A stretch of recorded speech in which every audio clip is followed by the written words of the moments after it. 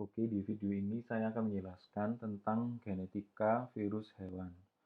Pokok bahasa yang dibahas yakni yang pertama pendahuluan, yang kedua pemetaan genom virus, yang ketiga jenis-jenis mutan virus, yang keempat virus detektif, kemudian yang terakhir interaksi antar virus, yakni dapat berupa rekombinasi, komplementasi, dan interferensi. Kita bahas satu-satu. Yang pertama dari pendahuluan. Analisa genetik berguna untuk memahami struktur dan fungsi genom virus, produk gen, kemudian peran dalam menimbulkan infeksi dan penyakit. Jadi ini apa sih gunanya kita mempelajari genetika virus ya? Jadi yang pertama ini memahami struktur dan fungsi genom virus ini berlaku untuk kita melakukan pengembangan vaksin ya. Pengembangan vaksin kan kita butuh virus itu sendiri. Jadi kita harus pahami struktur virus itu bagaimana, fungsinya dari gen yang dikode oleh virus itu bagaimana. Dan itu penting untuk melakukan analisa dari genetika virus itu. Kemudian produk yang di gen ini kan berkaitan sama genom yang ada di tubuh virus itu sendiri. Kemudian kalau kita memahami struktur dan fungsi, kita juga memahami bagaimana virus itu menyebabkan infeksi dan penyakit, gitu ya. Karena beberapa virus itu kan dia eh, menimbulkan penyakit lebih dari satu. Jadi harus kita mempelajari strukturnya dulu. Kemudian virus dengan antigen stabil lebih mudah dikendalikan dengan vaksin. Contohnya pada poliovirus dan virus campak. Ya. Dia antigennya stabil, tidak berubah-berubah. Sehingga untuk vaksin ini mudah untuk dikembangkan. Ini pada virus polio sama virus campak yang dalam satu itu ya DPT itu. Sedangkan virus yang antigennya tidak stabil seperti apa? Misalnya influenza. Itu kan dia tidak stabil. Antar antigen antar virus influenza H5N1 misalnya dengan H1N1 itu dapat menimbulkan mutasi sehingga sulit untuk dilakukan pengembangan vaksin. Contoh lain seperti HIV itu kan belum diketahui vaksinnya soalnya sering mengalami mutasi antigennya. Termasuk juga hepatitis gitu ya, yang mudah untuk tidak stabil antigennya sehingga mudah untuk mengalami mutasi sehingga vaksinnya itu belum ditemukan sampai sekarang. Kemudian ada istilah genotip. Genotip merupakan susunan genetik suatu organisme. Genotip kan dari kata gen. Jadi susunan genetik suatu organisme. Dalam arti lain bahwa tidak tampak ya. Beda dengan fenotip, ini merupakan sifat organisme yang dapat diamati, yang dihasilkan oleh kombinasi genotip yang diwariskan. Ya. Kalau contoh pada manusia, sifat fenotip ya seperti rambut keriting, mata biru, itu kan sifat fenotip yang dapat dilihat. Sedangkan mereka terekspresi seperti mata biru, rambut keriting kan dari adanya susunan genetik yang berbeda antar manusia seperti itu. Begitu juga pada virus. Mutasi apa itu mutasi? Mutasi kan perubahan dalam genotip yang diwariskan. Lebih dalamnya itu perubahan dalam bahasa nitrogen dalam gen. Genom merupakan istilah keseluruhan gen yang dihasilkan suatu organisme. Virus tipe liar atau wild type merupakan virus yang merupakan bentuk asal mutan. Ya, jadi bentuk aslinya yang di lingkungan namanya wild type.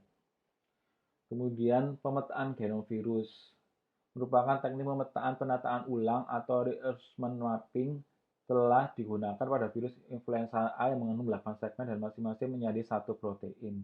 Pemetaan ulang. Virus influenza kan cukup unik ya, di mana dia eh, genomnya, genetiknya itu dia asam nukleotnya itu berupa segmen, ya segmen-segmen berbeda sama virus yang lain.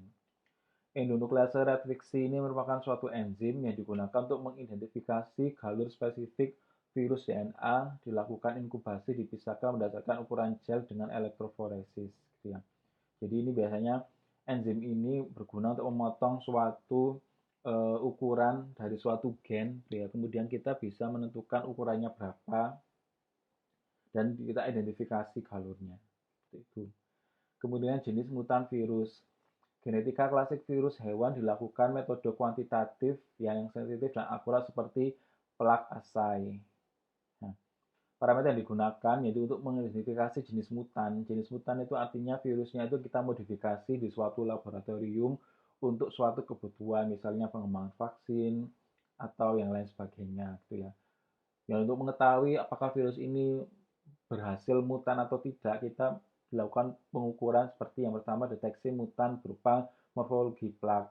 Ya, di video sebelumnya sudah ada, jadi ada berupa plak-plak, namanya plak forming unit. Nanti kita hitung jumlah plaknya. Kemudian bisa dilihat parameter mutannya itu dari penghindaran dari antibodi atau serum. Dia menghindar atau enggak kalau ada serum atau antibodi dalam tubuh manusia. Kemudian hilangnya protein virusnya ada atau tidak, gitu ya. Kemudian resistensi terhadap obat atau antivirus, kemudian kisaran penjamu, ketidakmampuan untuk tumbuh pada suhu rendah atau tinggi. Ini parameter untuk mengidentifikasi virus mutan atau virus yang kita modifikasi itu berhasil atau tidak. Kemudian ada istilah mutan letal kondisional. Letal artinya mati, yaitu mutan yang bersifat letal atau mati dalam kondisi tertentu atau namanya kondisi non permisif, tetapi menghasilkan turunan infeksius normal di bawah kondisi lain. Jadi dia kalau itu bereplikasi menghasilkan turunannya itu infeksiusnya normal. Cuman awalnya saja yang dia letal dalam kondisi yang tertentu. Kemudian ada istilah virus detektif, merupakan virus yang tidak memiliki satu atau lebih gen fungsional diperlukan untuk replikasi virus. Ya. Jadi dia memiliki gen atau asal nukleat itu, tetapi dia ada beberapa gen yang tidak fungsional. Cirinya tidak memiliki satu bagian genom atau delesi. Jadi ada beberapa bagian itu dia hilang. Jadi virus ini memerlukan virus lain pada beberapa langkah untuk maturasi atau pematangan. Jadi supaya dia bereplikasi atau bermultiplikasi itu dia butuh virus lain ya untuk dia menghasilkan individu baru.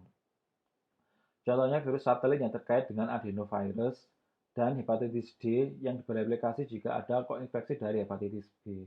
Hepatitis D kan jarang, soalnya dia itu bisa bereplikasi kalau individu ini atau misalnya manusia ini tuh sudah terinfeksi sebelumnya oleh hepatitis B, baru dia dapat bermultiplikasi. Ini contohnya, ini ada virus B yang sudah masuk ke dalam sel, gitu ya.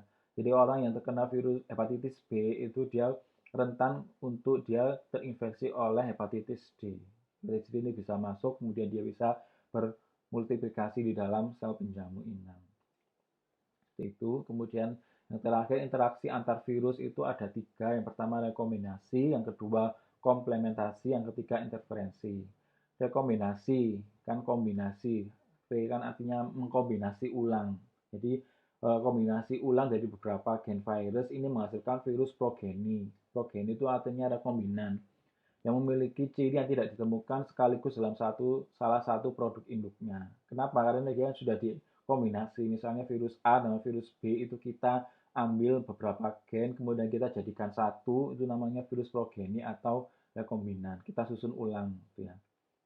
Kemudian ada istilah komplementasi. Interaksi antar virus berupa komplementasi ini merupakan interaksi antar produk gen virus dalam sel yang diinfeksi oleh 2 virus. Salah satunya mungkin detektif. Ya, interaksinya dari 2 virus seperti tadi hepatitis B dengan hepatitis D. Interferensi merupakan infeksi kultur sel oleh 2 virus yang sering menyebabkan inhibisi atau penghambatan pada proses multiplikasi salah satu virus. Ya, jadi ini beda sama komplementasi. Komplementasi kan saling mendukung. Virus ini hanya bisa bereplikasi jika terinfeksi oleh virus lain. Sedangkan interferensi itu satu sel penjamu ini dia diinfeksi oleh 2 virus, tapi salah satunya dihambat multiplikasinya. Ya. Kenapa? Karena yang pertama reseptor dari sel, kompetisi ya. Kompetisi aparatur replikasi. Replikasi kan ada beberapa butuh inti sel, sedangkan satu sel kan hanya memiliki satu inti. Kemudian misalnya virus yang memiliki envelope-nya kan diperoleh dari sel penjamu inangnya, yang terutama di membran sel. Gitu ya. Apabila ada 2 virus yang memiliki envelope ini kan saling berkompetisi. Jadi hanya salah satu virus saja yang bisa bermultiplikasi, sedangkan satu yang lainnya tidak dapat. Inhibitor pada replikasi virus. Sekian untuk genetika virus hewan di video ini.